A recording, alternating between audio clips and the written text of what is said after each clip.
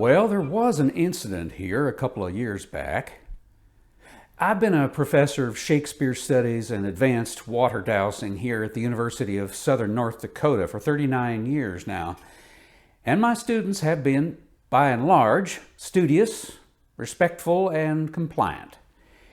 However, that year, a somewhat obstreperous young man in my Shakespeare class asked me an impertinent, no, I'd have to say downright diabolical question. Now, Tom is basically a good lad, but his parents clearly failed to teach him respect for authority and basic truth. What this boy dared to say aloud in class, greatly upsetting his classmates as well as myself, was the following. "Oh, Professor, I've read that there are some very smart people who doubt that Shakespeare wrote the plays and poems attributed to him. Is there any evidence that proves he was the author?" Well, as you can imagine, this reckless and outrageous remark was followed by a stunned silence in the classroom. The other students were as shocked as if he had asked if there was any proof that Jesus arose from the dead. I have to admit that even I was speechless for a moment too, but I'd heard this absurd and utterly crazy notion before from some nut job at one of the Shakespeare conferences before he was summarily ejected from the premises and told to never show his face at another serious academic symposium. I found out later that this ignorant troublemaker didn't even have a degree in literature, and so had immorally infiltrated the conference specifically to accost and insult professionals who have devoted their careers and lives to the study of Shakespeare. Really, the effrontery of this fellow beggars belief. But back to my classroom story about this misguided boy. Trying my darndest not to unleash the full extent of my righteous anger at this young man, which surely would have frightened him unto death, I remained calm and rational and said to him, "Now, Tom, this baseless and repugnant notion that Shakespeare was not the author of his own works is something promulgated by an evil coterie of conspiracy theorists and deranged agitators who derive some kind of unholy pleasure by telling these dangerous lies, which can infect and damage impressionable young minds such as yours. If you ever have the misfortune to personally encounter one of these lunatics, here's how to stop him dead in his tracks. You show him a book of the complete works of Shakespeare, and you say, 'Okay, you loony, you see whose name is on the cover of this complete works? It says right here, plain as the nose on your face, that the author is Shakespeare. That means that William Shakespeare wrote everything that's in this book, not Christopher Marlowe or Lady Frances Bacon or some damned snooty aristocrat. Shakespeare wrote Shakespeare. Period. End of story, buckaroo.' Then you throw the book at him."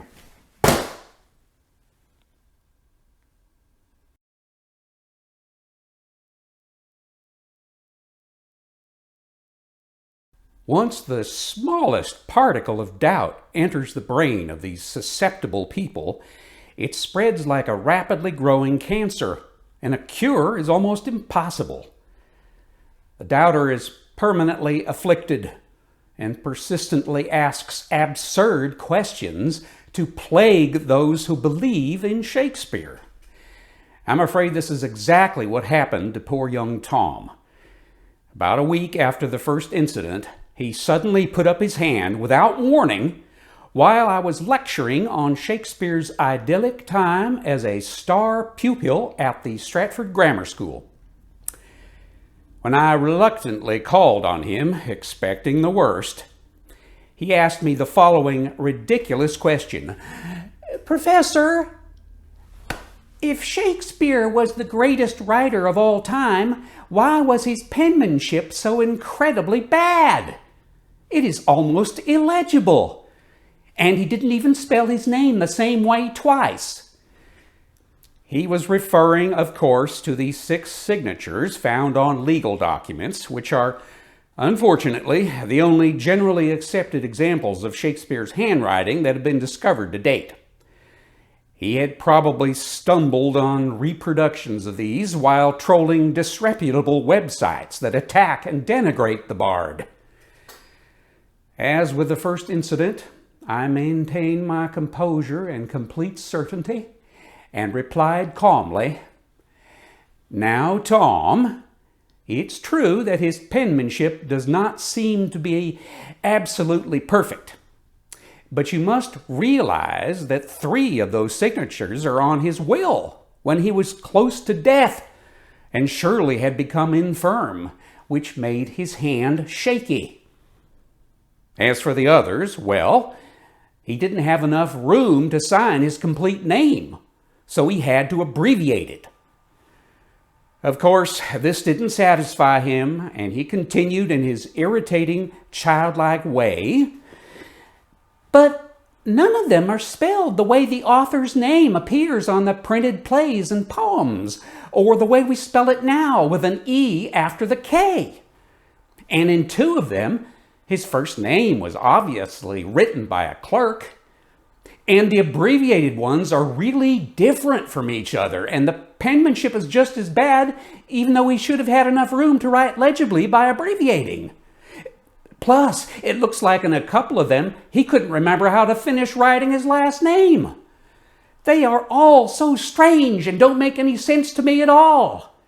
Well, I let him continue his unhinged rant for longer than any other patient instructor would allow, but finally could not let him filibuster the class and interrupt our learning any further, and I said firmly but reasonably, "Tom, stop this pugnacious and ignorant vociferating at once.